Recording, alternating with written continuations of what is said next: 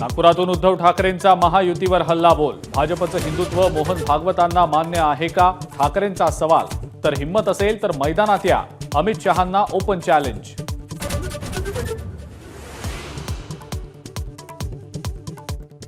पंधरा ते 20 नोव्हेंबर दरम्यान विधानसभा, शरद पवारांचा अंदाज।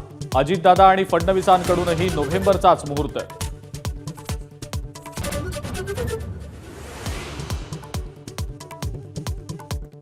उल्हासनगरच्या स्मशानभूमीमध्ये अक्षय शिंदेचा मृतदेह दफन। पोलिसांच्या कडेकोट बंदोबस्तात अंत्यविधी। विरोध करणाऱ्यांची पोलिसांकडून धरपकड।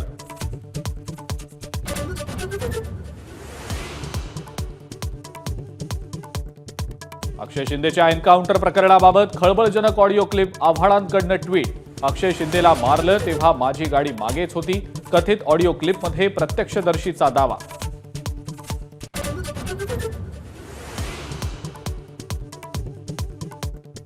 पुणे मेट्रो आणि सोलापूरच्या विमानतळाचं अखेर पंतप्रधान मोदींच्या हस्ते ऑनलाईन उद्घाटन।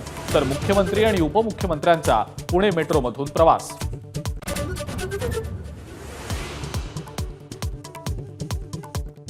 मनोज जरांगेंचा बीडमधल्या नारायणगडावर मेळावा घेण्याचा निर्णय। कार्यकर्त्यांना कामाचं वाटपही झालं।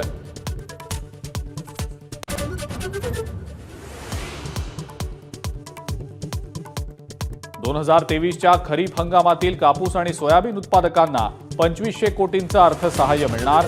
कृषी मंत्री धनंजय मुंडेंची घोषणा।